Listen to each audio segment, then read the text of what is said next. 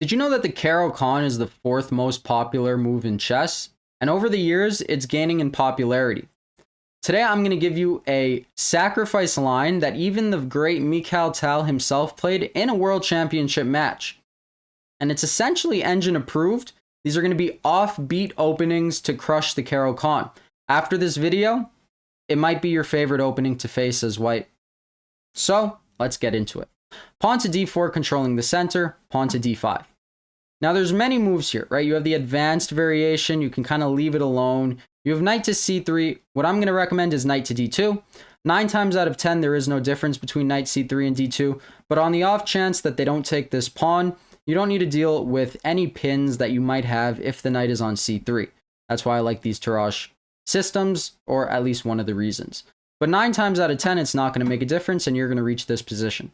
Now, there's two main lines here for black. The two main lines are one, knight to f6, the Tartakower, and the old main line, bishop to f5. We're going to look at bishop to f5 first, and then we're going to look at knight to f6. So, bishop to f5, what do you play in this position?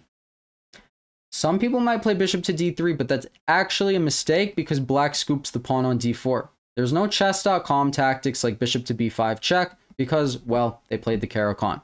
So do not go bishop to d3 just yet. Only later on are you comfortable trading off this light-scored bishop. So knight to g3 is the main move. Gains a tempo on the bishop, forces the bishop to move yet again, and then you go pawn to h4 trying to trap the bishop here on g6. Believe it or not, black only has one good move here. Pawn to h6. You might be like, I don't get it. Why is h5 not a good move? So it's not a blunder, but it's definitely an inaccuracy. The reason it's an inaccuracy is because you get to claim this e5 square, and you see this h5 pawn is blockaded on a light square that white is already coordinated on. Black is not coordinated on h4, we are coordinated on h5, so essentially you're going to try to get the knight to e5 and try to scoop this pawn. Too many holes in black's position. The move he should play is pawn to h6. Now, the line you guys are probably familiar with is knight to f3, protecting the pawn, bishop to d3 going for the trade, and then either bishop to f4 or bishop to d2 castles queenside. That's what I used to play. That's what I used to play until I saw the Tal versus Botvinnik match, where Tal deployed knight to e2, and this leads to a beautiful sacrificing line. What is the point of knight to e2? It kind of looks like a strange move. Well, the point of knight to e2 is actually to go knight to f4 and kick the bishop out with the knight rather than with the pawn. So it's a more flexible system where the pawn has mobility, right? And mobility helps. Let's say black is ever to build up on the pawn, coordinate on the pawn, you push it and he's not coordinated on the pawn anymore. So it's not good to waste the move too fast. At least that's the argument for playing this line. And it's a sacrifice. I mean, Tal played it after all. Bishop to h7, only move because black does not want to damage his pawn structure. And bishop to c4 is what we're going to be playing. What would you play in this position as black? The only good move is knight to f6. Many IMs and FMs I play the move bishop to d6. They need a refresher on their lines. This loses on the spot. I remember the first time I played this in a tournament, my opponent played this against me, and I had to refute it over the board. And I was proud that I did refute it over the board because in the Masters database, many Masters did not.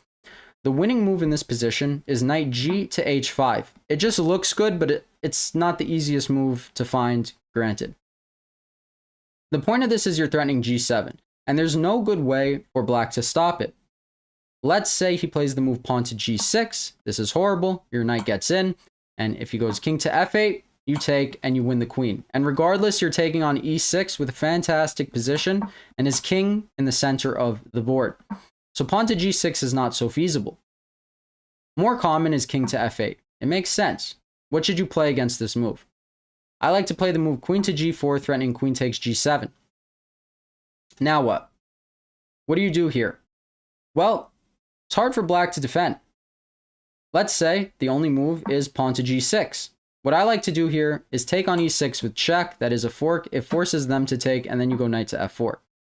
Black's position is just hopeless. It collapses immediately. They would have to take this knight on f4, right? They have to do a lot of stuff. I remember I got an IM opponent in Blitz who took the pawn. Why is that a mistake?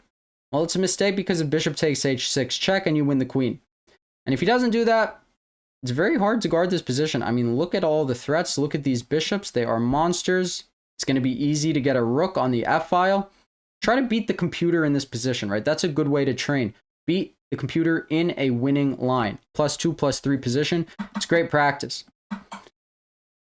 I suppose we can look at bishop takes knight as well. Let's say they do this first, or before queen g4, my apologies. Let's say they do bishop takes f4, and then king f8.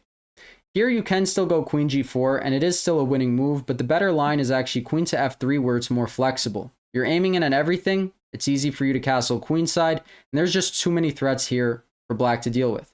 It is a collapsible position. Let's say knight f6, you would just take that. They have to take with the queen, and then bishop to d6. You're just going to enter a very, very winning endgame, right? You got the bishop pair. Their king sucks. It's going to be easy to checkmate them. Don't mind if I do. Don't mind if you do. I hope you do. All right, back to the line. So, bishop to d6, not theory, though it is played in the Masters database, so you could be sure that your opponents will play it. The main move is knight to f6. So what does knight to f6 do? What's the difference? Well, our knight is not being targeted, so that's good. And this queen no longer sees the pawn. So let's get our king out of the way, why don't we? He can no longer take on h4, and now he should go bishop to d6. What do you think you do in this position? You actually play the move knight takes e6. This was played in a world championship match. They don't make them like they used to, we can say. They have to take. Oh, and one thing is, let's say they are aware of the sacrifice and they play stuff like bishop e7. Be aware, don't be married to the move knight takes e6, right? Be aware of the idea bishop takes e6 when suitable, when you're going to win 3, maybe 4 pawns with a bunch of checks and coordinated pieces and open lines. Good stuff. These are a lot of good words. So bishop to d6, knight takes f takes, and bishop takes e6. The point of this line is that black's king is just stuck in the center of the board. There's 2 things they could do here. 1 is remove the knight and then get their king to safety. The 2 is try to get their king to safety, though they don't have time. Let's look at bishop takes g3. I actually don't get this too often, but I think it's a feasible move, right? Black damages the pawn structure. White has 2 pawns for the knight, but it's not so easy to play this for black. Not so easy at all. The ideas are going to range from b3, bishop a3, rook e1, queen f3, pawn c4, and black's king, again, is just really stuck in the center. Rook to e1. You have full compensation for the piece. Let's say they go king f8. This is where you would go pawn to b3, trying to checkmate them. They're going to pin. Be aware of these sacrifices, right? We like to share ideas. I want you guys to find the greatness in this position, but it is a very beautiful and flexible position for white, that is. So let's say bishop takes e6. Okay, the theoretical move is knight d7, queen c7. These 2 moves are interchangeable. They can play them in whichever way they would like. And now what? Well, the computer likes the move bishop to h3, but I've never looked at it. I just follow the Tal way methodology of playing because it was Tal. Pretty good at chess. One of the best. Personally, my favorite. Bishop to g8, check. And believe it or not, black only has 1 move to keep the bar where it is now, though it's not an opening where you should really look too much at the bar, because trust me, IMs, FMs, they crumble in this position. So I think your opponents will too. King to d8 is already equal because this rook is cut off from joining the king side, so he has to go king to f8. Right, that's a 50-50. Do I go left? Do I go right? I don't know. Hopefully your opponent doesn't either. But let's say they play the best move. It's still good. You snap off the bishop, and then you have the move knight to f5, aiming in at everything. Now, this is probably where we're going to stop it. We could go a little more. The World Championship match went like so. It went pawn to g6, bishop takes h6 check, knight takes d6, and bishop to g5. So Tal got 3 pawns for the piece. Maybe a more normal looking move, right? Because you'd think like, why would black sacrifice? Maybe the more normal looking move is rook to e8, at which point you can trade. Say king takes, you would play this position. I would go queen f3, pawn c4, get the bishop out, get the rook over.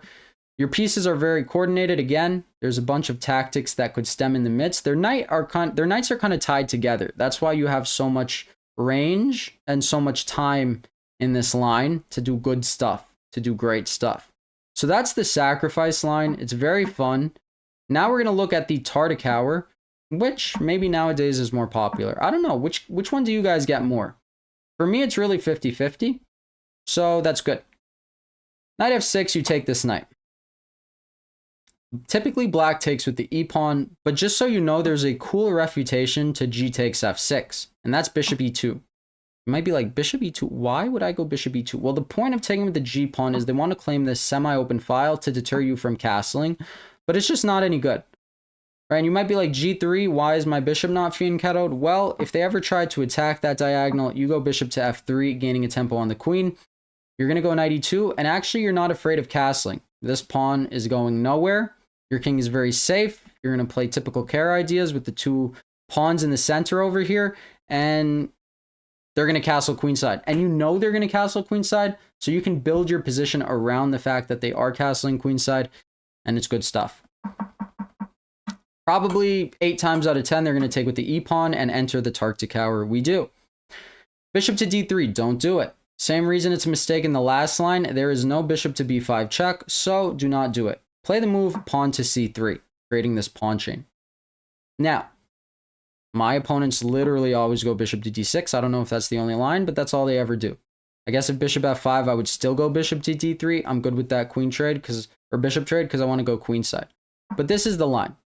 Castles, castles, pawn to h4, rook to e8 check, knight to e2, and now they have a few moves. They have g6, and they have h6 and h5. Fine. Whoa. Sorry. Castles, queen c2, check, knight e2. My brain worked faster than my hand there, or the other way around. I don't really want to think about that saying. But here they have 3 moves. They have g6, h6, h5. h4 was just foreshadowing. So h6 and h5, we're going to play the same stuff. g6, you're going to go h4. This is the old main line, but this is very fun for white to play because you just get a very fast attack. All right, there could be easy sacrifices over here on g6 that result in checkmate. But if they play correctly, there shouldn't be any of that. The best move, f5, you still go h5. I think it would be bogus for them to take. It's not the best move. Typically, they go knight to d7, and you play this position. H takes, f takes. You're pretty good here. Knight to d7 is a mistake because they don't have bishop e6. And then, you have very good stuff. If here, bishop h6 looks good. If king h8, their position is collapsing. So this is a good line for white. And knight to d7, again, is a mistake. If bishop e6, you get your bishop out and you castle queenside. Same thing, yeah. Let's look at h5. If h5, again, you can castle kingside. I really like this castle's queenside line with bishop to e3. Say they go knight to d7, right? Caro-Kann players, they learn knight on f8, no mate. So they try to book it to f8. That's why I was thinking knight to d7 so fast. King to b1, say bishop to e6. Now, these bishops may look scary, but they're not so scary. Just play the move pawn c4 and you're chilling. Absolutely chilling. People are afraid of this move pawn to b5, but it's actually a mistake due to the move pawn to d5. This is a very popular motif when facing the Caro, where white is almost winning, right? Like if takes, you take on e6, tactically it just does not work for them. This is a crushing position, +4. That's a lot. That is not a little. So if they take, what do? Well, if they take, you play the move pawn to c5, and you are, again, chilling. So I would say this is a great crash course on the Caro-Kann. I don't want to give you guys too much, but we have lines against the Tartar Cower. We have lines against with the Tal sacrifice. So hopefully the Caro is a funner one to face. Let me know how it goes. Thank you as always for watching. Leave your comments below and I will answer them. Peace. See you next time.